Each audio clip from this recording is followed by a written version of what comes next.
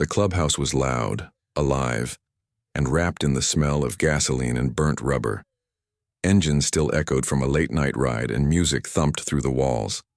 Laughter came from the bar, boots hit the concrete floor, and a pool game was ending with shouts of victory. It was just another night for the Iron Vipers, a biker club known across 3 counties for their rough exteriors and unpredictable hearts. Jax Cole, their president, sat alone at a wooden table in the corner. His leather cut hung on the chair, and he rubbed a scar on his knuckle while sorting through payment from a security escort job. He looked calm, but anyone who knew him would recognize the heaviness in his eyes. Something lived behind them, something old, something he didn't talk about. His phone buzzed.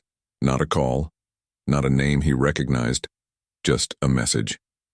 Jax glanced down without much interest, until the words sank in. "He's hitting my mom. Please help." His eyebrows pulled together. The noise of the clubhouse suddenly faded. He straightened in his seat, gripping the phone tighter.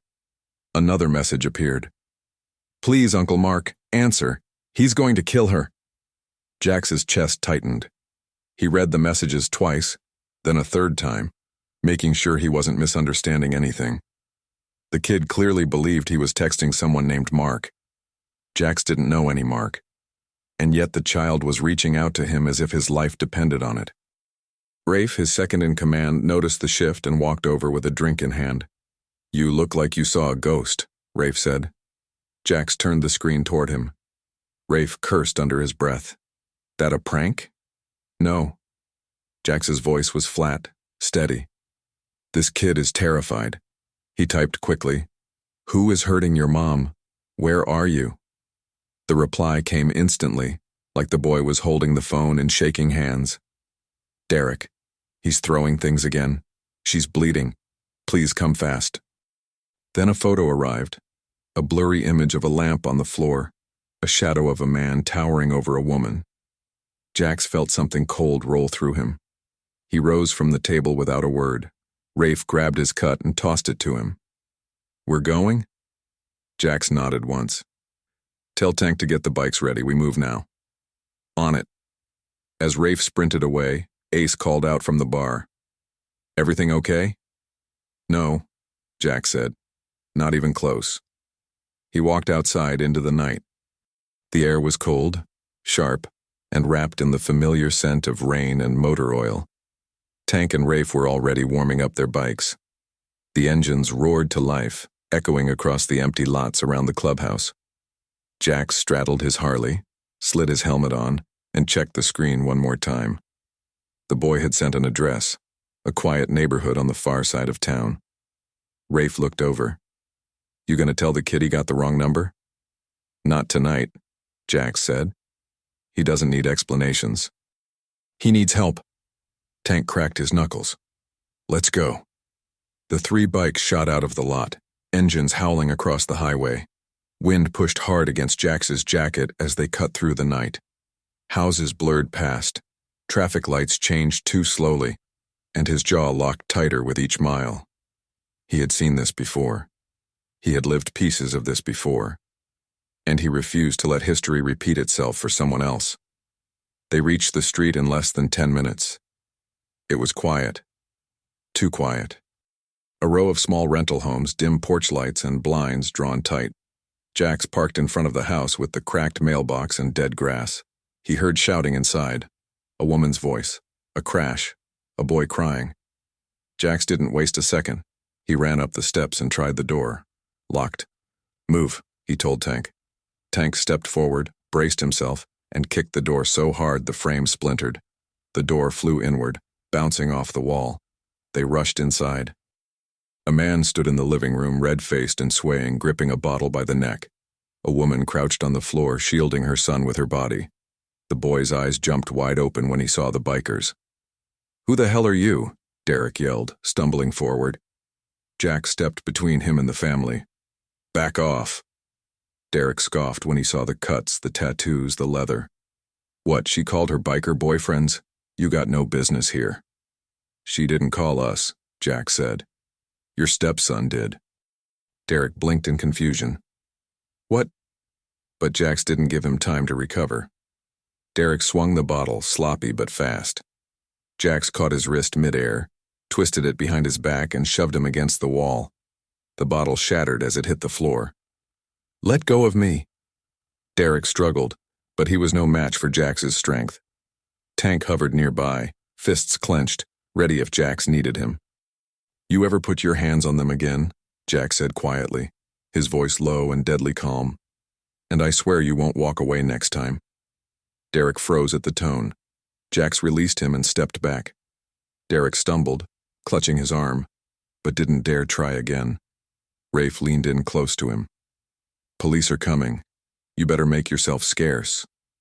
Sirens echoed faintly in the distance. Someone must have called. Derek glared at them, then at Sarah and Ethan, but he backed toward the door. "This isn't over," he muttered. Jax took a single step forward. Derek bolted. He ran out into the night as the bikers watched. Tank exhaled. Coward. Sarah kept her arms around Ethan, trembling. Ethan finally lifted his face. His cheeks were streaked with tears. He looked at Jax like he wasn't sure he was real. "Are you my Uncle Mark?" Ethan whispered. Jax knelt down to be at eye level with him. "No," he said gently. "But I'm the guy who answered when you needed someone." Ethan's lips trembled. He didn't speak, just nodded and hugged his mother tighter. The sirens grew louder.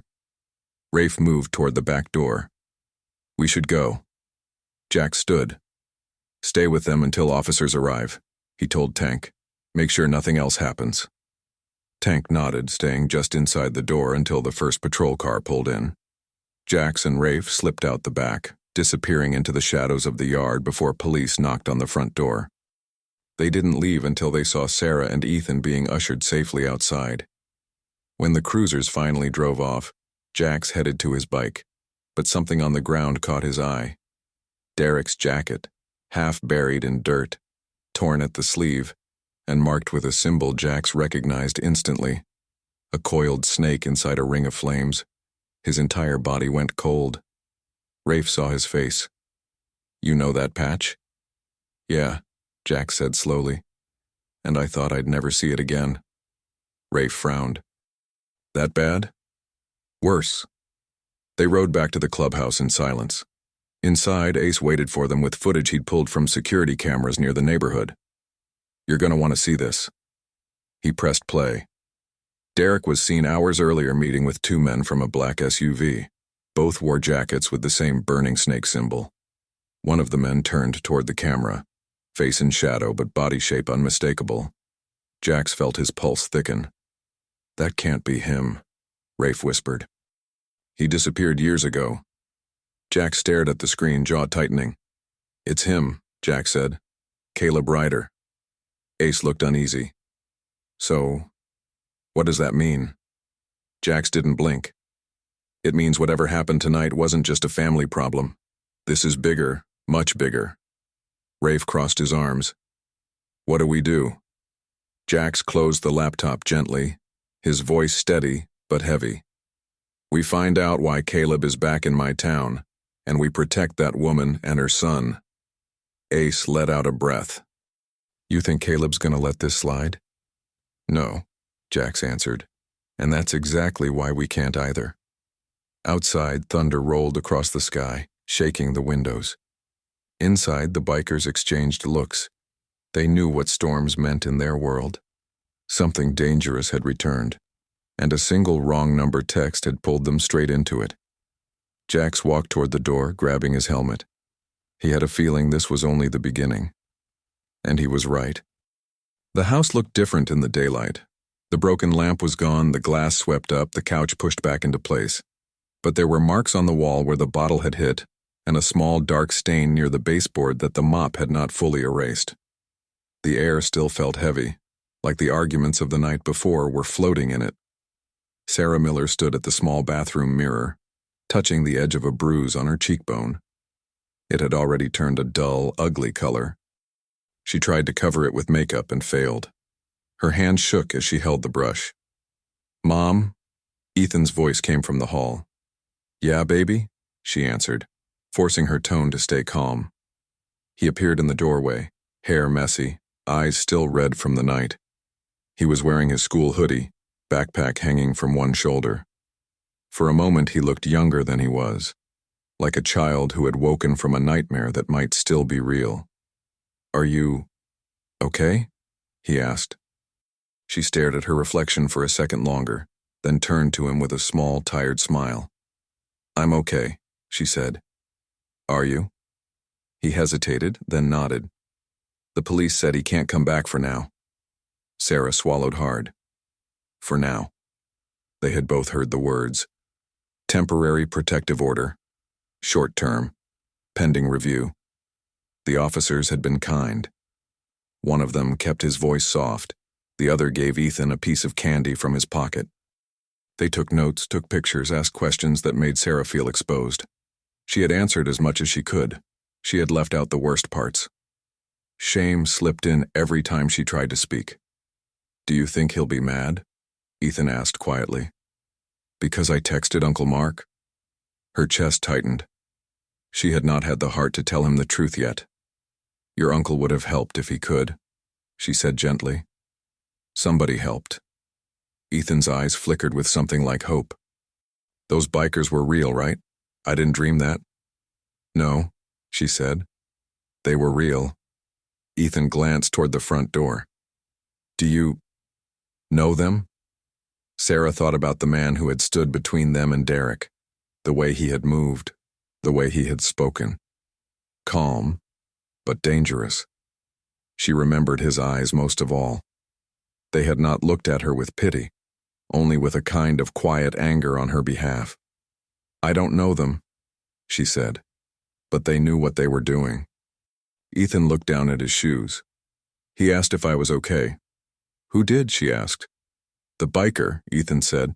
"The one who stopped Derek. I texted him and he answered and he came. He didn't ask a lot of questions. He just came." Sarah took a breath that trembled and tried to steady it. "Finish getting ready. I'll walk you halfway." He nodded and disappeared down the hallway. She turned back to the mirror and lowered the makeup brush. The bruise was still there. She could not make it go away. But maybe she could decide what came next. The morning rush at the Silver Diner was already in full swing by the time Sarah arrived. Coffee cups clinked, plates slid along the counter, and orders were called out over the hiss of the grill. The place smelled like bacon, pancakes, and burned toast. She tied her apron in the back, trying not to wince when the fabric brushed the sore spot on her ribs. Her manager, a woman named Connie, took one look at her face and frowned. "That from him?"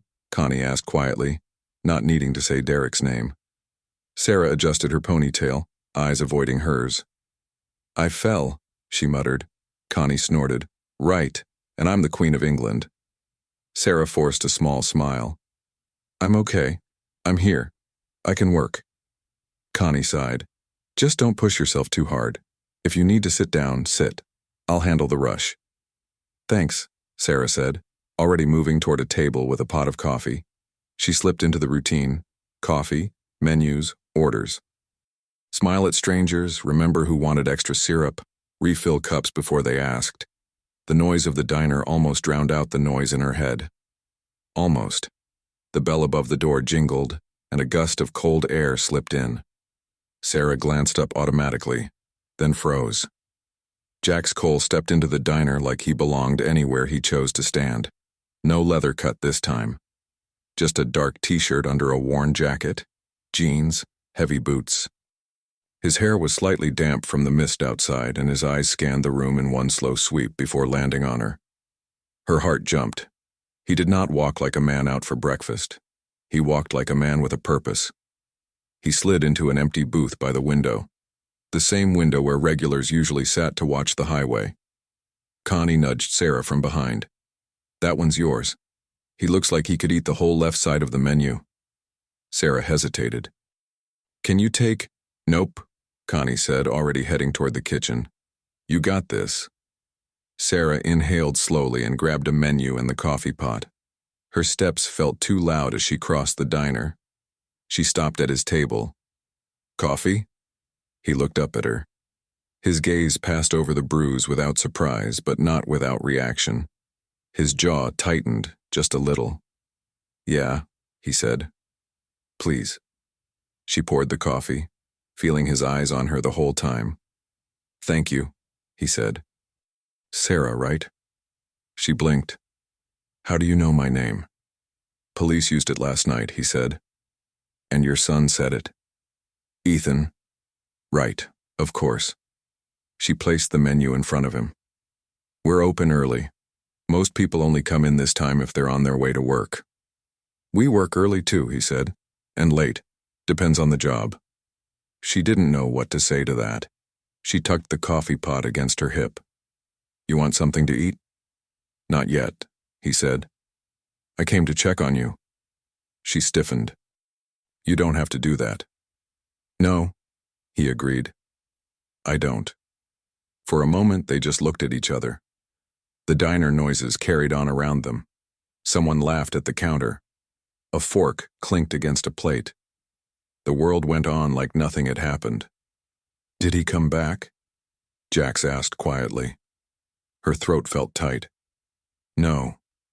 The police. They said he can't come near us for now."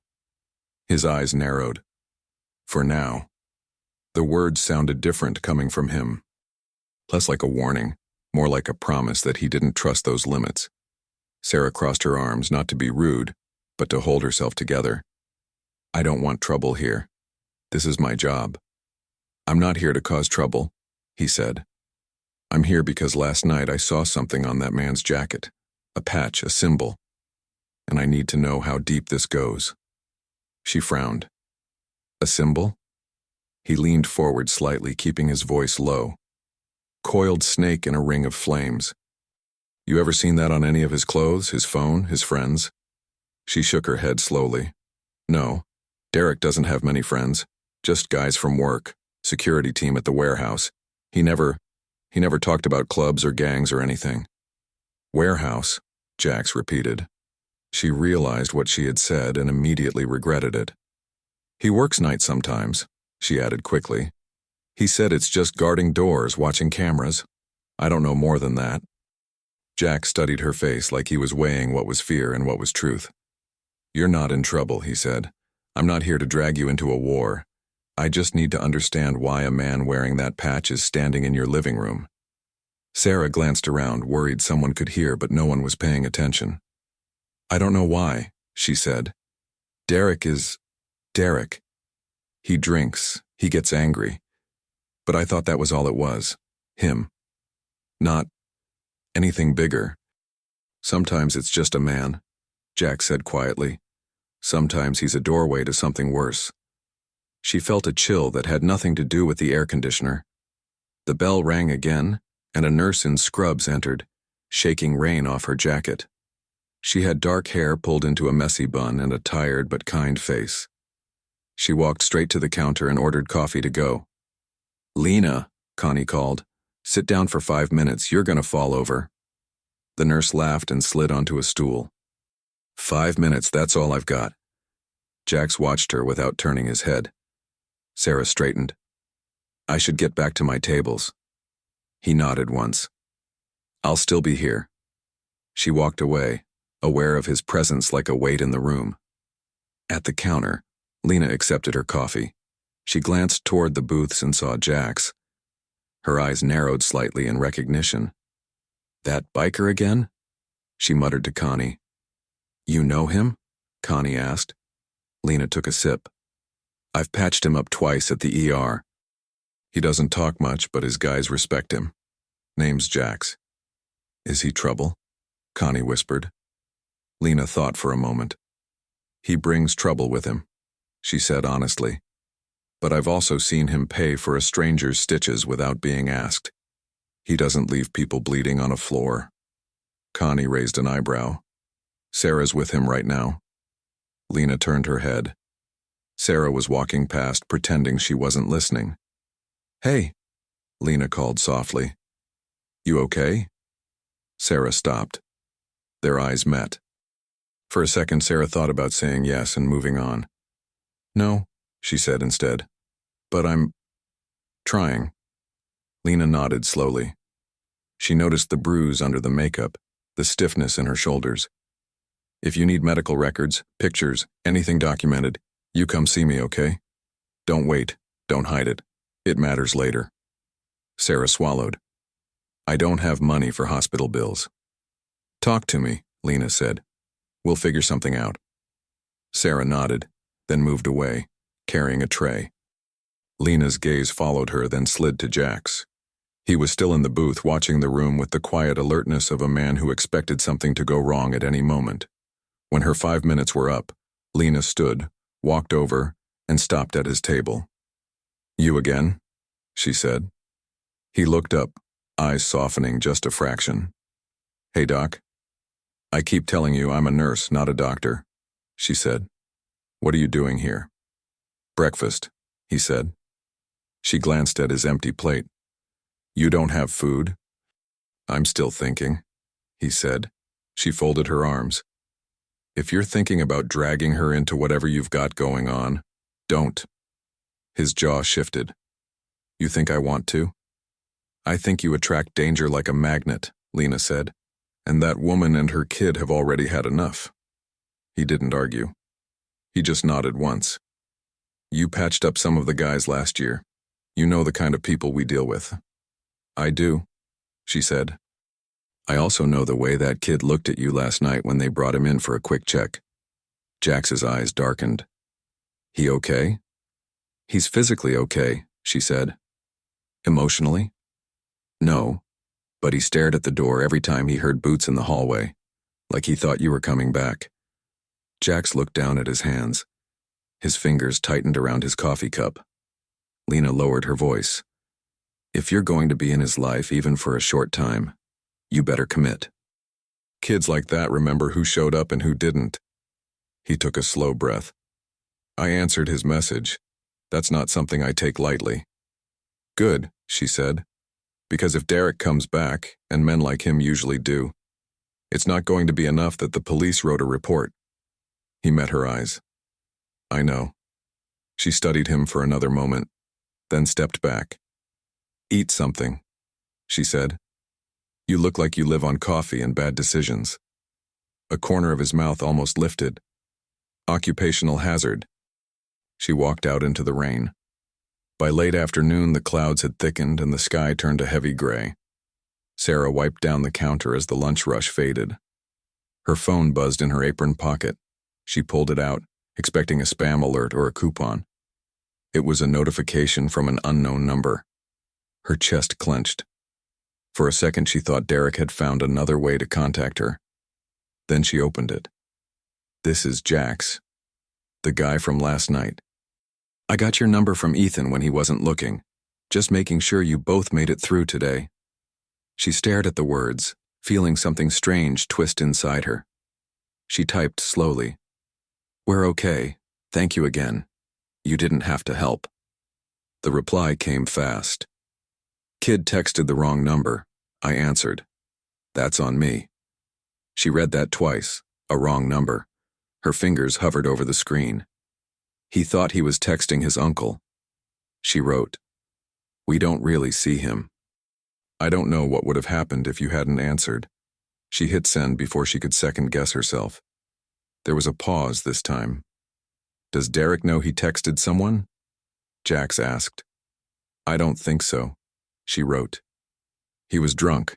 He was focused on me. The police came pretty fast. He was shouting when they took him. There was a longer pause. Then her phone lit up again. He's getting released. Jax wrote. Soon. Sarah froze. How do you know? She typed with shaking hands. We have friends who listen to scanners. Jax answered. He's not being held for long, they said. Domestic disturbance, no serious injury, prior record unclear. It's not enough to keep him in. Her heart raced. The diner around her blurred for a moment. So he can just come back? She wrote. Technically, no. Jax replied. You have a temporary order. He'd be violating it. But men like him don't always care about technical. Her vision prickled.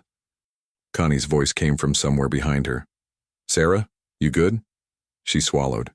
Yeah, just reading something. Her thumb hovered over the keyboard. What do I do? She asked. I don't have money to move. I don't have family here. I have to work. I can't watch the door all day. The answer did not come right away. When it did, it was short. You're not alone. She stared at those 3 words. They did not fix anything. They did not erase her fear. But they changed the way the room felt by one small degree. Outside, a car slowed in front of the diner. A familiar shape behind the wheel. A familiar profile. Derek. He parked at the far end of the lot just out of reach of the diner's front windows. He didn't come inside. He just sat there watching. Sarah's hands went cold. Her phone buzzed again. He's there, isn't he? Jax wrote. She looked up in shock, then realized the diner had cameras near the lot.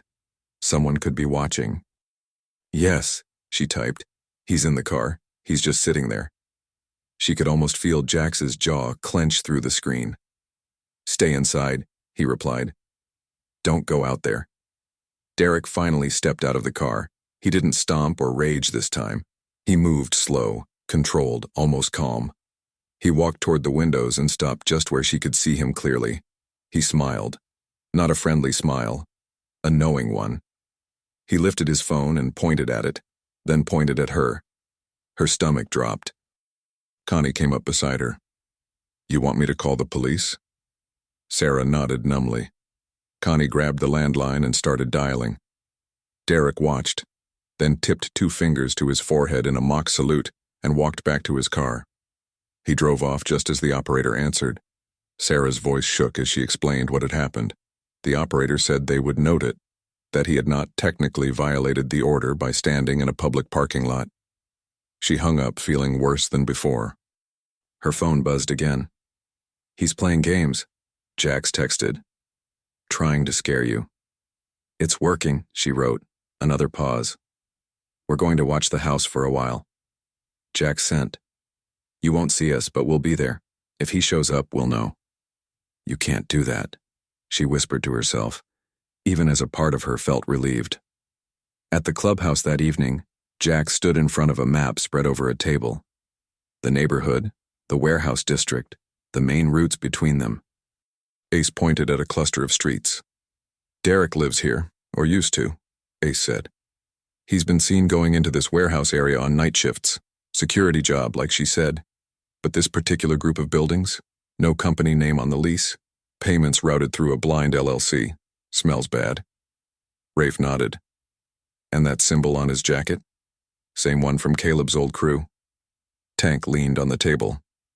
You really think Caleb's behind this? I think I saw his face on that camera, Jack said. And Caleb doesn't show up for low-level nonsense. If he's here, he's running something big. Guns, stolen goods, maybe more. And Sarah and the kid? Tank asked. Their leverage, Jack said quietly.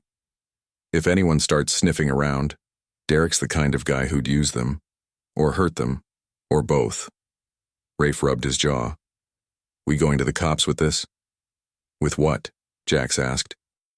A symbol on a jacket and a blurry image on a camera? They'll say we're paranoid bikers picking a fight with a warehouse. No, we handle this our way. And your way is? Ace asked. Jax looked at the map, then at their faces. We protect that family, he said. We watch the house. We follow Derek. We find out exactly what's happening in that warehouse. When we move with proof. Enough that even the police can't look away. Tank nodded. I'm in. Rafe shrugged. When have I ever said no to a bad idea with a good heart? Ace sighed. Fine, I'll pull more footage, but I'm not going into any warehouse alone. You're not, Jack said. None of us are. He reached for his helmet. Where you going? Rafe asked. Jax paused for a second, then answered. To see the house, he said. To make sure the boy knows he wasn't wrong to text me. Rafe watched him head toward the door. You know this is not going to be simple, right? He called after him. Jax didn't look back. It never is, he said. Outside, the evening had turned quiet. the kind of quiet that came right before something changed. Jack started his bike and rode out toward the small house on the quiet street. He told himself it was just a check, just a look, just a promise to keep. But deep down, he already knew. He was crossing a line that night, and once he crossed it, there was no going back. The sun had already set by the time Jax parked his bike on the hill overlooking the industrial district. The area stretched across the edge of town like a maze of steel. Warehouses with no signs, trucks rolling in and out, docks with flickering lights and shadows that looked too still to be normal. Rafe pulled up beside him, his engine rumbling before he killed it. Ace arrived next, riding slower, and Tank parked a few feet behind. The four men stood in silence for a moment, watching the activity below. Ace checked his tablet. Motion sensors triggered again. Same two trucks. Same pattern as the last 3 nights. Rafe leaned forward, resting his hands on his knees. Looks like a shipping company should be here, but there's no record of anything registered. It's like they're operating out of thin air. Tank cracked his knuckles. And Derek works here? According to payroll records, Ace said. Night security. But the payroll company is a shell. No HR, no supervisor, no legitimate business owner behind it. Jack stared at the back entrance where 2 men with the burning snake symbol stood smoking. Caleb's prints are all over this. Even if he's not here tonight, the people he controls are. Rafe shook his head. I thought Caleb disappeared after that mess in Nevada. Jax didn't answer. He kept his eyes locked on the warehouse. Tank finally said, What do you want to do? Wait? Break in? Blow it up? Ace sighed. Please let the answer not be blow it up. Jack stood. We follow the next truck. We learn where it's going. We collect proof. And then we figure out how deep this goes. He started walking toward his bike, but Ace grabbed his arm lightly. There's something else, Ace said. Something I didn't want to show you until I was sure. He turned the tablet around. Security footage from earlier that day popped up. A truck leaving the warehouse. A dark SUV pulling in behind it.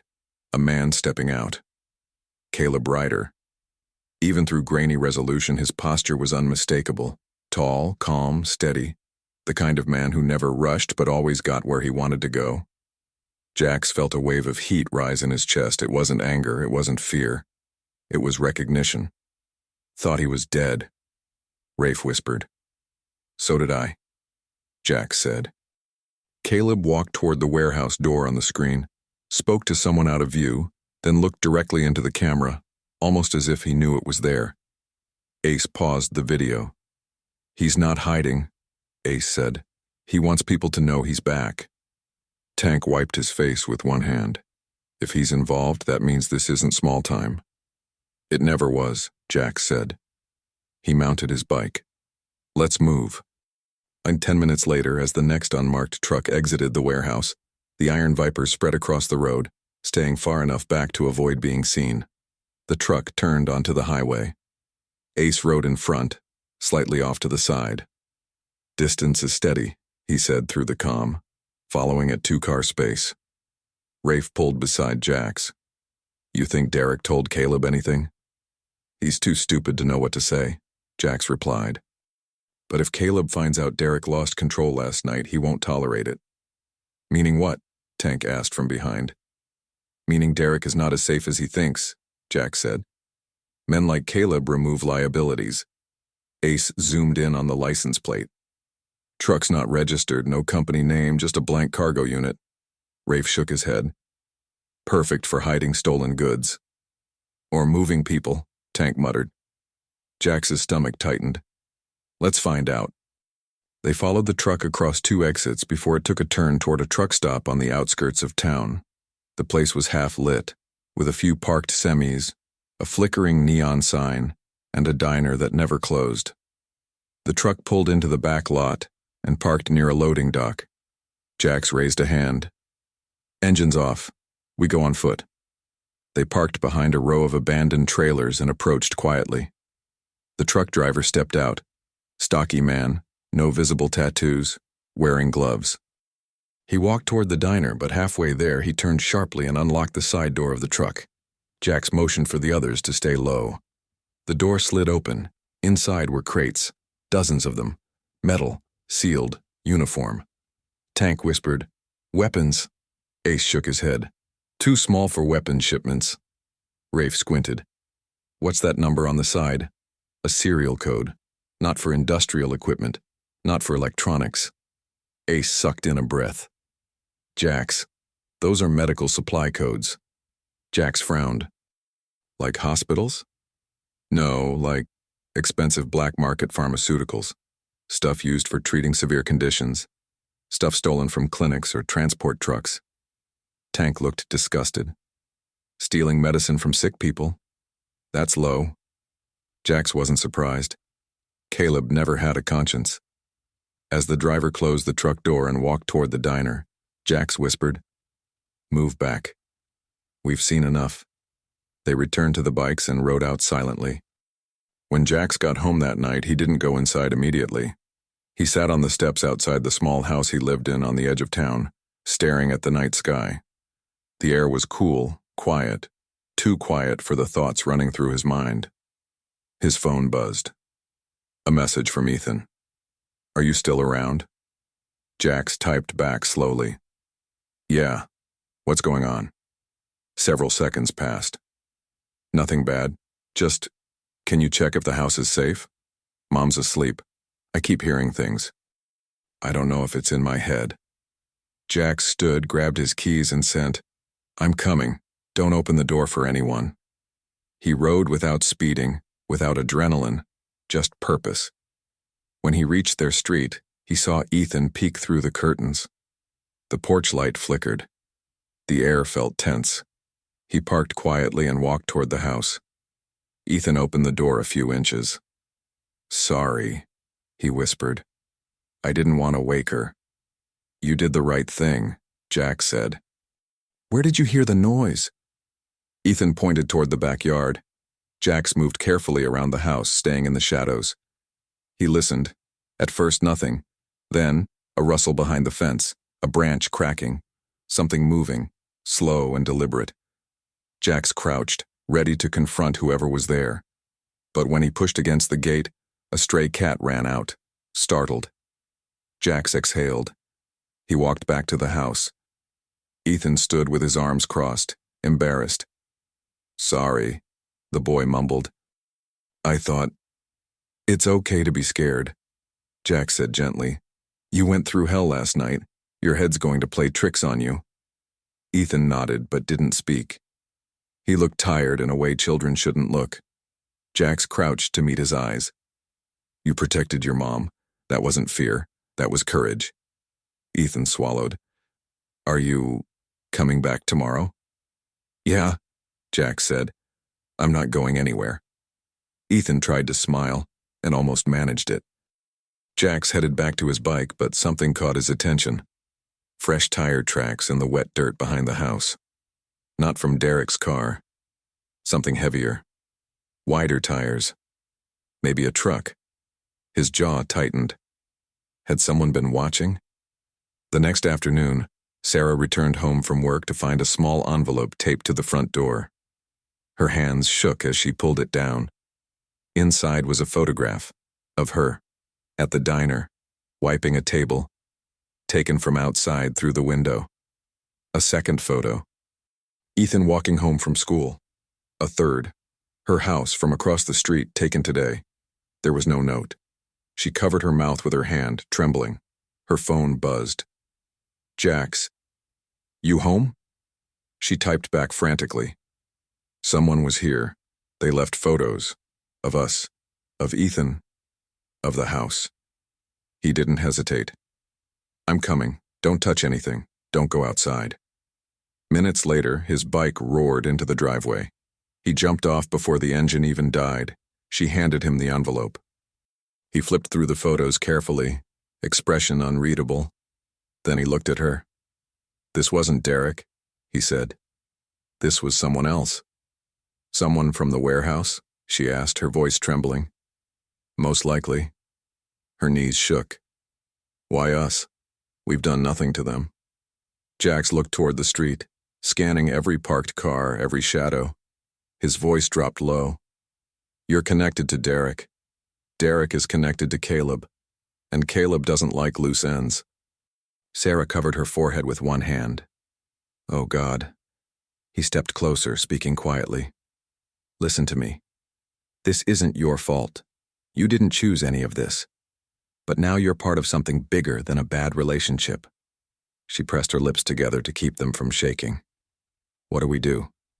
"We protect you," Jack said. "You and Ethan." "We?" she whispered. "Me, my club. You're not alone in this anymore." Her eyes were filled with fear and something else, something she didn't want to name. "What if they come back?" she asked. "They already did," Jack said. "And now we make sure they regret it." That night, the Iron Vipers set up a silent watch around the neighborhood. Rafe in a parked car 3 houses down. Tank pretending to fix a motorcycle 2 blocks away. Ace monitoring cameras from the clubhouse. Jack stood near the backyard fence, arms crossed, watching the shadows. He kept thinking about Caleb. Why here? Why now? Why Derek? There were too many questions, and one answer he didn't want to consider. Caleb rarely involved himself unless he saw value. And Caleb had been staring straight into that security camera like he wanted Jax to know he was back. Like a message. A rustle came from behind the fence and Tank appeared from the shadows. Tank whispered, "We got eyes on Derek." Jax turned sharply. "Where?" Tank pointed down the street. "He's sitting in a car 2 blocks away, engine off. Watching the house." Jax felt heat rise in his chest. "Let's go talk to him," he said. They walked together through the dark street, boots hitting pavement softly. 2 blocks down, Derek sat in his car with the headlights off. His hands trembled on the steering wheel, like he knew he was being hunted. Jax knocked on the window. Derek jumped violently. Jax motioned for him to lower it. Derek hesitated, then rolled it down 2 inches. "Evening?" Jax said calmly. Derek's voice shook. I just came to see—" "You came to see nothing," Jax interrupted. "You're violating the order." "That order is temporary," Derek snapped, trying to sound brave. "She can't keep me away forever. She needs me." Jax leaned down, eyes cold. "She doesn't need you, and you're not getting near her again." Derek swallowed. "You think you can stop me? You think your biker friends scare me? You don't know who I'm working with?" Jax's face hardened. "I know exactly who you're working with." Derek froze. Jax continued, "And when Caleb realizes you dragged him into your personal mess, he's not going to protect you. He's going to erase you." Derek's breath hitched. "You don't know anything." "Oh, I know plenty," Jax said. "I know Caleb doesn't tolerate sloppy men. He doesn't tolerate weakness. And you? You're both." Derek's hands tightened on the steering wheel. Jax leaned in closer. "Stay away from the house. Stay away from Sarah. Stay away from Ethan. If you step on that porch again, Caleb won't be your problem. I will." He straightened, stepping back. "Get out of here," Jax said. Derek fled so fast the tires screeched. Tank grinned. "He's terrified." "Good," Jax muttered. "He should be." Tank watched Jax carefully. "You think Caleb's watching all this?" "Maybe," Jax said softly. "And if he is, that means he's waiting for something." Tank nodded slowly. "What do you think he wants?" Jax looked back at the house where Sarah and Ethan slept. "I don't know yet," he said, "but whatever it is, it's not good." Later that night, as Jack sat on the porch steps watching the quiet street, his phone buzzed again. A message from Ace. "Jax, we've got a problem." "What is it?" he typed. Ace sent a photo. A close-up of Derek inside the warehouse talking to Caleb. Caleb had a hand on Derek's shoulder. The caption Ace wrote beneath it chilled Jax more than the picture itself. "Caleb knows, and Derek told him something. We don't know what." Jax's grip tightened around the phone. This was no longer a small situation. This was war beginning to move, and Sarah and Ethan were now at the center of it. If you'd like, I can continue immediately with Chapter 4, also around 10,000 characters, with escalating tension, emotional beats, revelations, and new dangers. Night settled over the neighborhood in a heavy, unsettling silence. Most houses were dark, their windows glowing faintly with television light or left completely black for the evening. But in Sarah Miller's home, no one slept peacefully. Ethan sat at the kitchen table, arms wrapped around his chest, staring at the empty space where his little notebook used to be. He hadn't told his mom it was missing. He hadn't told Jax yet either. But the truth sat in his stomach like a rock. Derek had taken it. And if Derek had it, then Caleb probably had it now too. Sarah paced the living room, checking the locks over and over. Every creak of the floor made her jump. Every passing car made her heart race. She wasn't the same woman Jax had met 2 nights earlier. She was more aware, more alert, but also more terrified. She wanted to be strong for her son, yet her body was betraying her with trembling hands and a tight throat. Outside, the Iron Vipers watched from a distance, engines off, eyes sharp. Rafe in a parked sedan down the street. Tank leaning against a bike 2 blocks away. Ace monitoring cameras from his laptop inside an old pickup truck. And Jax. Jax stood in the shadows at the end of the driveway, nearly invisible but tracking every movement, every light, every sound. He didn't feel restless. He felt ready. His phone buzzed. Ace. We got something. You're not gonna like it. Jax stepped away from the house and answered. What is it? Ace zoomed in on a paused video frame. The warehouse interior. Derek standing in front of Caleb. Caleb holding a small blue notebook. Ethan's notebook. The breath left Jax's chest in a slow, controlled exhale. Ace said, I enhanced the audio. Derek told him the boy was writing things down. License plates. Times. What he saw Derek do. Caleb knows the kid has details on the warehouse operations. He knows the kid could ruin him. Jax's voice hardened. What did Caleb say? Ace swallowed. He told Derek, bring me the boy. Jax's grip tightened around the phone. Ace continued, voice shaking now. Jax, this isn't just intimidation. Caleb wants Ethan gone, permanently. Jax closed his eyes for a moment. Stay on the cameras. He'll make a move tonight. Inside the house, Sarah finally noticed her son's distant expression. She knelt beside him. Baby, talk to me. You've been quiet all night. Ethan looked at her, eyelids heavy with fear. Mom, if something bad happens, it's my fault. She shook her head immediately. No, don't say that. Nothing is your fault. He hesitated. I wrote stuff down. About Derek. About the trucks at the warehouse. I didn't want to tell you, but I thought maybe it could help someone. I didn't mean for Derek to find it. Sarah's heart dropped. She cupped his face gently. You were trying to protect us. You're brave, Ethan. You hear me? Brave. What Derek chose to do is not on you. But what if he gives it to someone worse? Ethan whispered. Her chest tightened. Because in truth, she didn't know the answer. She pulled him into her arms and held him close. We'll get through this. You and me. Together. A loud thump outside made both of them flinch. Sarah stood fast, eyes wide. Stay here. Ethan grabbed her wrist. Don't go. She forced a smile. It's okay. Jack said they're watching. We're not alone. But when she peeked through the curtains, the street looked empty. Calm. Still. Too still. She backed away slowly. I don't like this, she whispered. Outside, Jax's phone buzzed again. Ace. You need to see this live feed now. Jax ducked behind a parked SUV and opened the stream Ace sent.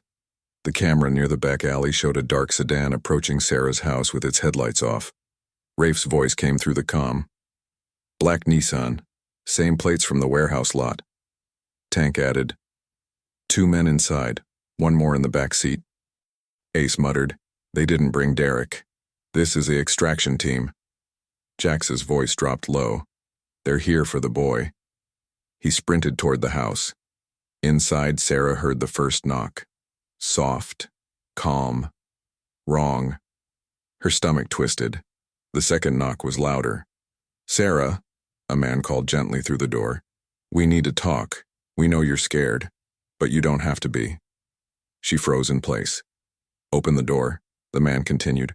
"We just want the boy." Sarah screamed before she could stop herself. "No!" Ethan grabbed her tightly, shaking. "Mom, don't let them in, please!" The door rattled. The voice turned cold. "Open it! Now!" Sarah dragged Ethan toward the hallway. "Go to my room. Climb out the window. Go!" "I'm not leaving you." "Ethan, go!" The door was hit hard this time. Wood cracked. Ethan's eyes filled with tears. "Where's Jax?" Sarah gritted her teeth. "He'll come. But you have to move." Ethan hesitated, then ran toward the back of the house. The door splintered. A boot landed on the floorboards. 3 men entered, faces calm, movements controlled. These weren't drunk abusers. These were trained men. One of them said quietly, "Check the rooms." Sarah grabbed the first thing she could, a lamp, and lifted it with shaking hands. The leader sighed. "Don't make this difficult." But Sarah didn't back down. "Stay away from my son." Jax reached the porch at full speed and slammed into the door with his shoulder. It burst open and crashed against the wall. One of the men turned just in time for Jax's fist to connect with his jaw. The man dropped instantly. Tank barreled in right behind him, tackling the second intruder into a side table and breaking it in half. Rafe grabbed the third before he could reach the hallway and pinned him to the floor. Sarah stood frozen in the living room, lamp still raised, tears in her eyes. Jax scanned the room. "Where's Ethan?" Her voice cracked. "Back bedroom. He tried to go out the window." Jax ran. The window was open, curtains blowing, a small shoe on the floor. He leaned out. Another man, one they hadn't seen, was dragging Ethan toward the alley, hand clamped over his mouth. "Don't touch him!" Jax roared. He jumped out the window and hit the ground running. The kidnapper saw him coming and yanked Ethan into a waiting car. The engine revved. Jax sprinted toward it full speed, lungs burning. Rafe ran out the back door yelling, "Jax, wait!" The car peeled away, tires screaming, and vanished into the night.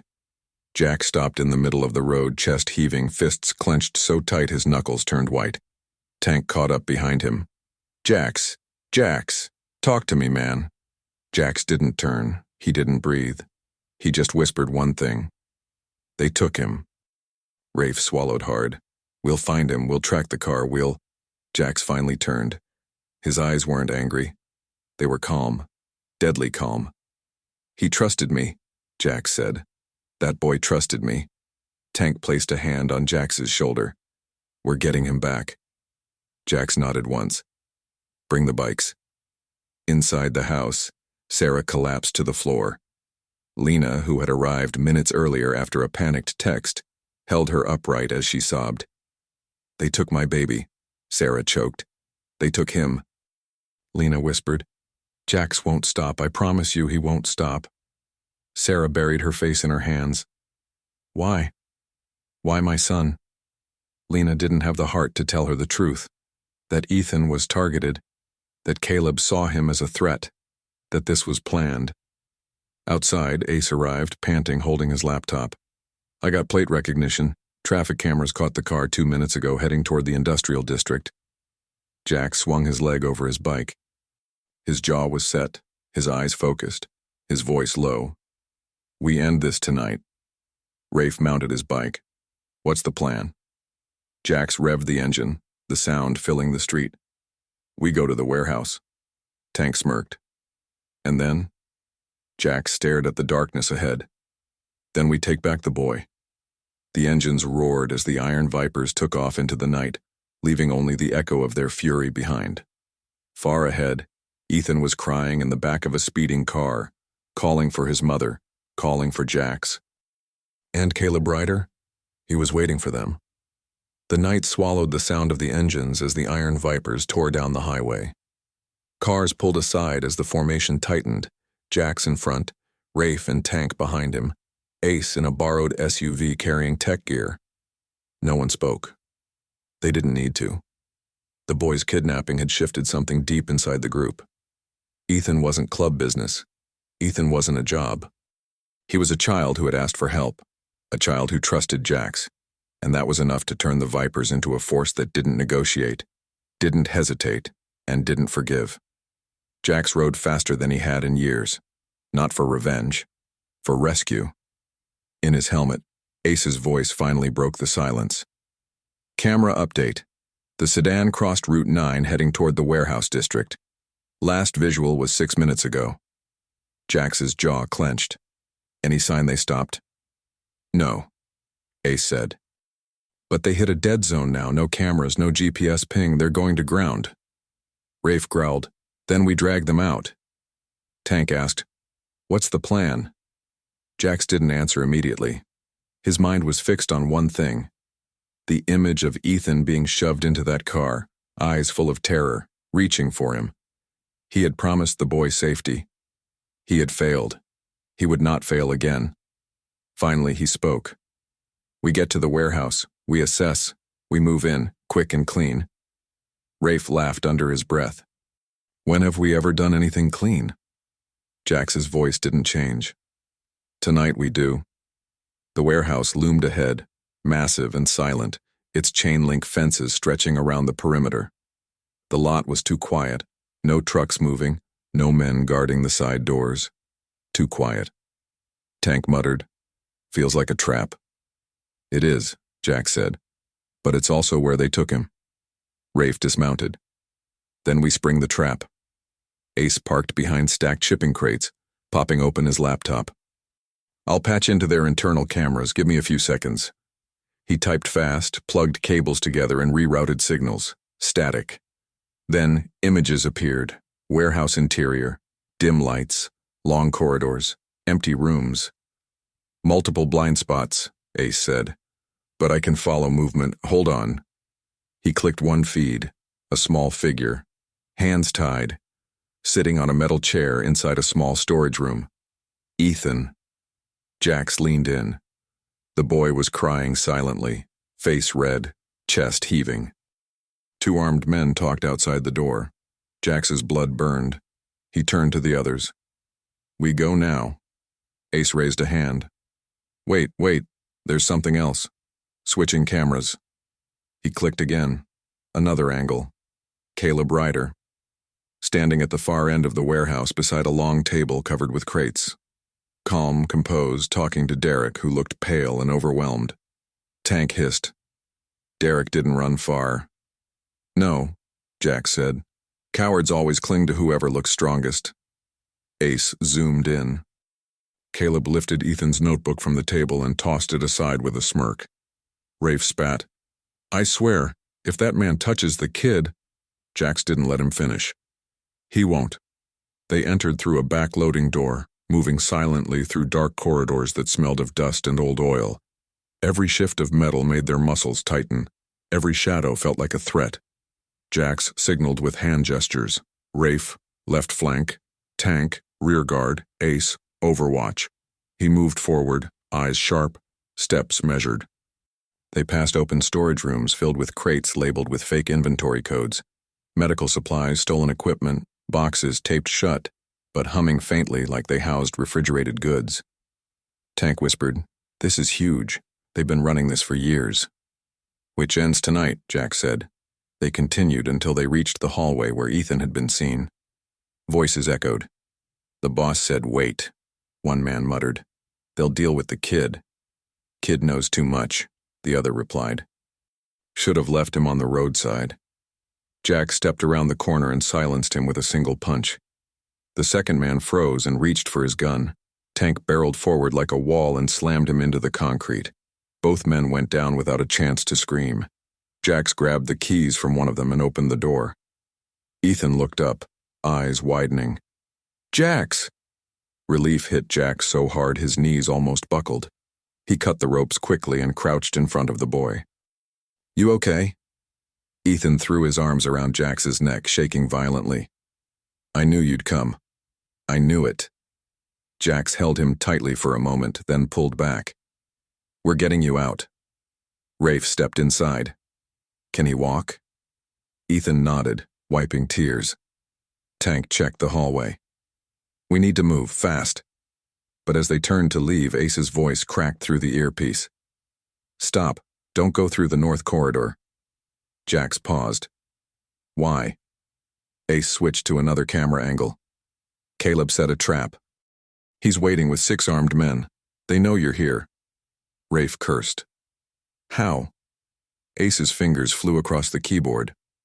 He disabled the alarms and rerouted the camera feeds. They've been tracking your movement since you stepped inside. Tank growled. So they wanted us to find the kid? Jax exhaled slowly. They want a confrontation. Ethan clutched Jax's sleeve. He said he was going to hurt me because of the notebook. Jax knelt again, steady and calm. He's not touching you. Not while I'm breathing. He turned to the others. Backup route. Southwest corridor, we move now. They rushed down an alternate hallway. The floor shook as heavy footsteps approached from behind. Go, Jax ordered. Tank lifted Ethan onto his back. Hold on tight, little man. They pushed forward, but halfway through the corridor, a door slammed shut behind them, metal locking into place. Rafe smashed his fist into it. We're boxed in, Ace hissed. They're funneling you toward the main floor. He wants you in the open. Jax's eyes narrowed. Then we give him what he wants. He squeezed Ethan's shoulder. Stay close to Tank. The boy nodded, trembling. They stepped into the massive center of the warehouse, and Caleb Ryder was waiting. Surrounded by armed men standing beside Derek, who looked like he might collapse at any moment. Caleb smiled slightly. Jax Cole, you always did know how to make an entrance. Jax stood tall, breath steady. Let the boy go. Caleb chuckled. You're in no position to make demands. Rafe stepped beside Jax. Funny, we were thinking the same about you. Caleb ignored him. You cost me a lot tonight. Cameras destroyed, guards knocked out, operations disrupted. Jax didn't blink. You kidnapped a child. Caleb raised a hand casually. A child who wrote too much, who saw too much. Tell me, Jax, why do you care? He's not yours. Jax's eyes hardened. Doesn't matter. Caleb tilted his head. Oh, but it does. Everything you do is personal. That's why you lose. He looked at Ethan.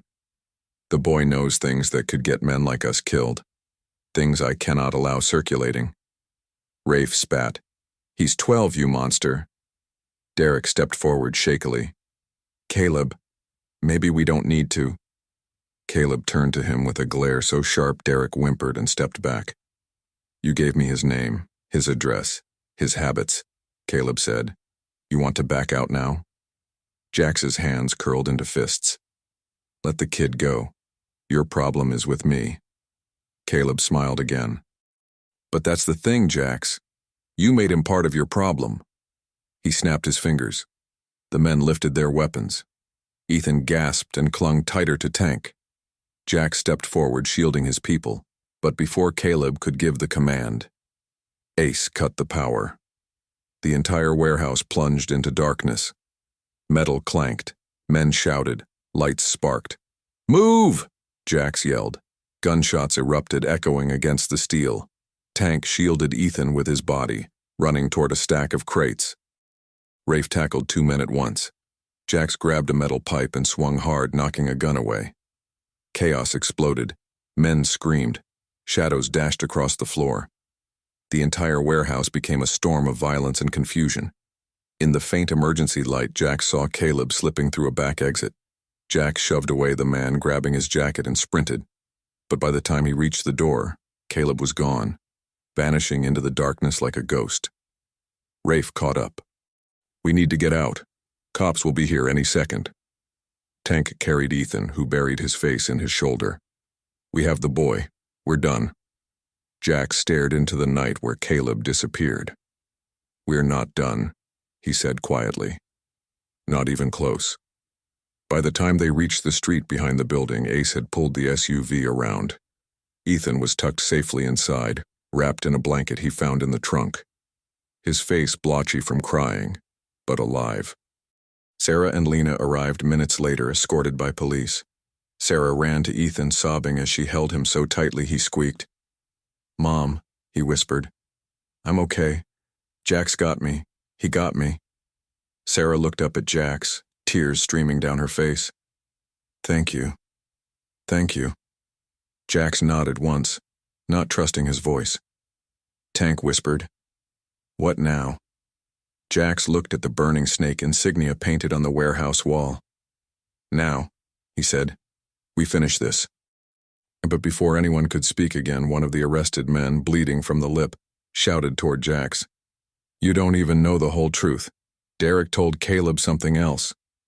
Jax turned sharply. "What truth?" The man spat blood and laughed. "Caleb said, the boy isn't just some kid. He said you'd want to know who his real father was." Jax froze. Rafe whispered, "Jax, what does he mean?" Jax didn't answer, because he suddenly wasn't sure. And the look in his eyes said everything. The real truth hadn't surfaced yet. The warehouse raid had ended, but the night still felt unfinished. Police lights flashed across the industrial lot, coloring the walls in red and blue. Officers escorted handcuffed men into patrol cars. EMTs checked wounds. The air smelled like dust and adrenaline. But Jax Cole wasn't looking at the chaos. He was staring at the man who had just shouted the words that froze everyone around them. "You'd want to know who his real father was." Rafe touched his shoulder gently. "Jax, you okay?" Jax didn't blink. His pulse hammered. He remembered the past, the parts he never talked about, the woman he once loved, the mistakes he'd made, the people he'd let down. He forced himself to breathe. Sarah held Ethan tightly a few yards away, unaware that the world had just shifted. Lena stood next to them, one arm around Sarah's back, whispering reassurance. Tank walked toward Jax, voice low. "We can get answers later. Right now, the kid's safe. That's what matters." Jax nodded, but he couldn't shake the feeling that the truth was close. Too close. Before he could ask the prisoner another question, a detective stepped between them. "That's enough for tonight," the detective said. "We need to process these men and secure the evidence." The prisoner laughed again, but the detective dragged him away before he could say more. Rafe leaned close to Jax. "We'll get the truth soon. I promise." Jax finally turned to look at Sarah and Ethan. Sarah met his eyes. It was the look of a mother who had almost lost everything and knew exactly who had brought her son back. She mouthed, "Thank you." For the first time that night, Jax let the tension leave his shoulders. But peace didn't last. Ace jogged over with wide eyes. "Jax, you need to see this." He held up a tablet showing traffic footage, a black SUV leaving the warehouse minutes before the police arrived. The driver was blurry but recognizable, Caleb Ryder. And he wasn't fleeing town. He was heading toward the city. Ace zoomed in on the license plate. "I traced the route. He's going to one last location." Jax asked, "Where?" Ace swallowed. "Old shipping yard near the docks, abandoned for years. He probably moved his operations there." Rafe exhaled. "Of course. He always keeps a backup plan." Tank looked at Jax. "What do we do?" Jax didn't hesitate. "We finish it." While the police coordinated with detectives, Jax walked toward Sarah and Ethan. Lena stepped aside gently. Sarah hugged her son once more, then faced Jax with red eyes. "Is it over?" "Not yet," Jax said honestly. "Caleb's still out there." Ethan clutched his mother's sleeve. "He won't come back, right?" Jax crouched down until he was eye level with the boy. "He's running, and we're chasing him. You're safe tonight." Ethan studied Jax's face closely. "When they took me, I kept thinking, you'd come. I wasn't scared at the end, I just kept saying in my head, Jax is coming. Jax swallowed hard. I told you I'd protect you, and I will. Ethan hesitated as though he wanted to ask something but didn't know if it was allowed. Finally, he whispered, That man, he said something about my dad, about you knowing. Sarah stiffened. Jax felt the weight of the moment pressing on him. He glanced at Sarah before answering. We're going to figure out what he meant, Jax said gently. And when we do, you'll hear it from me, not from them. Ethan nodded slowly. Sarah's voice was soft but firm. Please don't go after Caleb alone. Jax stood. I'm not alone. And this ends tonight, before he hurts anyone else's child. Tank called from across the lot. We're ready. Jax gave Sarah one last look. Keep Ethan inside, lock the doors. The police will stay with you. I'll come back when it's done. She grabbed his hand before he could turn away. Jax, be careful. For a moment, he didn't move. He squeezed her hand gently but didn't speak. Then he walked away. The ride to the docks was silent except for engines roaring through the night. The abandoned shipping yard sat at the edge of the water, with stacks of rusted containers and old cranes looming like ghosts in the fog. Ace parked behind a pile of crates and scanned the area with binoculars. He's inside that central building. Alone, I think. Rafe raised an eyebrow. Alone? Caleb? He's never alone. Sure looks like it, Ace said. But Jax knew better. Caleb was a chess player. If he appeared alone, it was because he wanted it that way. Tank cracked his neck. Let's get this over with. Jax raised a hand. Not all of us go in. Rafe and Tank stay outside. Ace keeps watch. If Caleb has backup, they'll reveal themselves when they think we're distracted. Rafe frowned. And you? I'm going inside. Tank stepped forward. No chance. You're not facing that man alone. Jax's voice hardened. Yes, I am. Rafe exchanged a look with Tank. They didn't argue, not because they agreed, but because they trusted him. Jax walked toward the warehouse doors. Inside, the lights were dim. Dust floated through the air. Crates were stacked in uneven rows. In the center of the building, between two metal pillars, stood Caleb Ryder, hands in his pockets, calm as a sleeping lake. He didn't turn around when Jax approached. Took you long enough. Jax said nothing. Caleb finally faced him. You really haven't changed. You still rush into danger the moment a child calls your name, even when the child isn't yours. Jax's jaw flexed. You don't talk about him. Caleb smiled faintly. Ah, so you do wonder. Jax stepped closer. Tell me what you know. Caleb's eyes gleamed with cruel amusement. First, let's talk about the woman you once loved, before you abandoned her, before she disappeared. Jax stiffened. Caleb continued, voice slow and cutting. Did you ever wonder what happened to her? Did you ever think she might have had a child? Did you ever think that child might have grown up with no idea who his father was?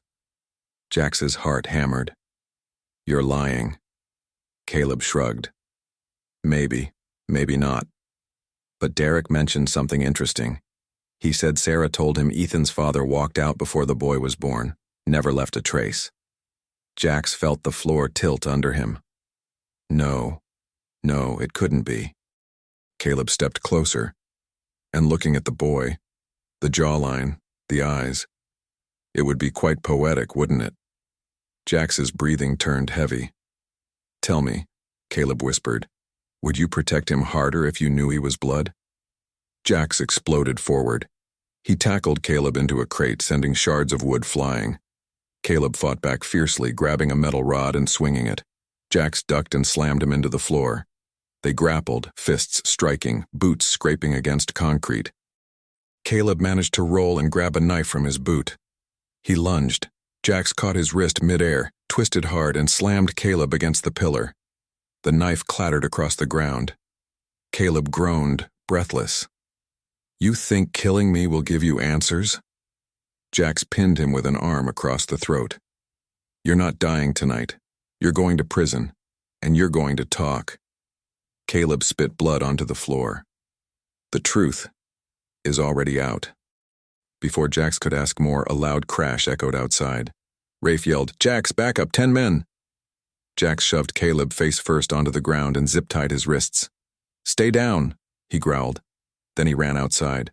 Rafe and Tank were fighting off a group of heavily armed men. Ace was ducked behind crates, trying to keep the attackers away. Jax jumped into the fight with brutal efficiency.